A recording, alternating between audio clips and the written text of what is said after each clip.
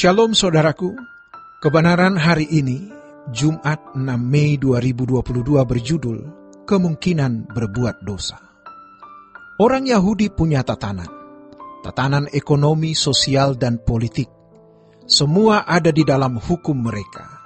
Jadi, hukum Tuhan itu menyatu dengan hukum negara, karena hukum negara itulah hukum-hukum yang lahir dari Taurat, apalagi khususnya pada zaman Yesus.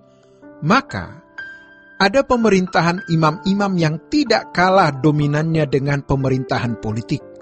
Sehingga sering terjadi benturan antara pemerintahan agama dengan pemerintahan kekaisaran Roma. Ada konflik yang ditimbulkan akibat sistem pemerintahan yang demikian. Bagi orang-orang Yahudi yang ultra-ortodoks atau garis keras, jangan coba-coba ada restoran yang menyajikan menu daging babi misalnya. Tempat makan tersebut bisa dibakar. Pada hari Sabat pun tidak boleh ada orang Yahudi yang bekerja. Jadi kalau kita melihat ada orang-orang beragama yang ketat dengan agamanya, orang Yahudi lebih gila dari itu. Sampai orang mau naik lift saja tidak boleh menekan tombolnya. Mereka punya hukum. Bagi orang Kristen yang sejak lahir menjadi Kristen, percaya Yesus itu otomatis. Bukan merupakan suatu hal yang sulit. Andai saja tengah malam ada yang mengagetkan kita, membangunkan kita lalu menyuruh kita percaya Yesus, maka tidak perlu pikir panjang, bisa kita lakukan. Ini dianggap sebagai jalan yang mudah. Mereka sudah merasa telah memiliki iman atau percaya yang benar tanpa usaha, tanpa perjuangan sama sekali. Dan sejujurnya di antara kita banyak dari berbagai suku bangsa yang memang nenek moyangnya sudah beragama Kristen. Jika kita secara turun-temurun berasal dari keluarga Kristen, biasanya tidak perlu berjuang untuk percaya Yesus, itu sudah langsung dengan sendirinya atau secara otomatis terjadi.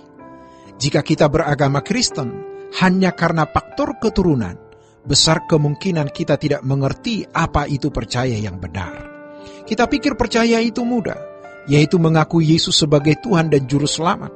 Sudah selamat berarti kita menyamakan konsep percaya yang dilakukan dalam agama Yahudi. Syahadat saja plus hukum dan semua tatanan serta sanksi-sanksinya. Aneh bukan? Jika kita bisa menyatakan percaya Yesus sebagai Tuhan dan Juru Selamat tanpa tatanan, oleh sebab itu pasti ada tatanan. Tapi banyak orang tidak mengerti dan tidak mau mengerti hal ini. Banyak orang Kristen merasa telah memiliki iman atau percaya benar tanpa usaha, tanpa perjuangan sama sekali. Mungkin sebagian kita juga begitu. Kita tidak bisa membedakan antara keyakinan terhadap status Yesus yang sebenarnya tidak menyelamatkan dengan percaya yang benar yang memberi keselamatan. Keyakinan bahwa Yesus adalah Tuhan dan Juru Selamat baru keyakinan terhadap statusnya. Keyakinan atau percaya bahwa Yesus adalah Tuhan dan Juru Selamat, itu baru penerimaan kita terhadap status Yesus sebagai Tuhan dan Juru Selamat. Mempercayai status Yesus sebagai Tuhan dan Juru Selamat belum berarti sudah mempercayai pribadinya. Banyak orang merasa sudah percaya kepada Yesus, tetapi baru mempercayai statusnya, belum mempercayai pribadinya, belum mempercayai dirinya. He himself. Ini iman yang tidak menyelamatkan. Malangnya, banyak orang Kristen merasa sudah memiliki percaya yang benar dengan mengakui dan menerima status Yesus tersebut. Ditambah lagi dengan percaya Yesus telah mati di kayu salib menebus dosa-dosa kita. Itu baru iman sejarah. Iman yang benar adalah kesediaan untuk bukan hanya percaya status Yesus Tuhan dan Juru Selamat, bukan hanya meyakini dan menerima dan mempercayai karya-karyanya 2000 tahun yang lalu, lahir di kota Bethlehem, mati di kayu salib dan bangkit. Tetapi percaya itu melibatkan seluruh kehidupan kita, terkait dengan status Yesus dan karya keselamatan yang dikerjakan 2000 tahun yang lalu. Ketertundukan orang percaya ditundukkan dengan kesediaan untuk sungguh-sungguh mengakui Dia Tuhan. Pengakuan itu bukan hanya di mulut, namun pada kenyataannya Jangankan tunduk, mengenal Dia juga tidak. Jika kita merasa sudah mengenal karena membaca Alkitab atau mendengar khotbah, itu baru mengenal secara pikiran kognitif. Kita tidak pernah bertemu dengannya. Jangankan bertemu, mungkin sebenarnya kita juga tidak yakin benar bahwa Dia menyertai kita. Kalau kita mengaku bahwa Dia adalah juru selamat, kita akan menyediakan diri untuk diselamatkan, masuk dalam proses keselamatan. Mengakui Yesus Tuhan berarti harus tunduk.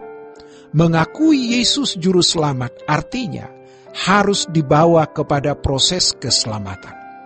Ini seperti sekeping uang dengan dua sisi, sama saja.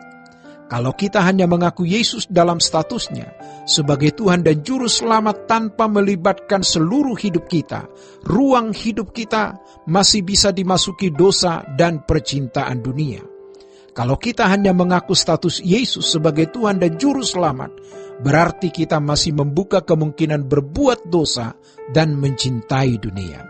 Tetapi kalau kita percaya dengan melibatkan seluruh hidup kita, kita mengaku Yesus Tuhan, berarti harus taat kepadanya.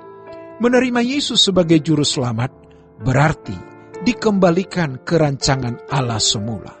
Demikianlah renungan hari ini. Tuhan Yesus memberkati. Sola Gracia.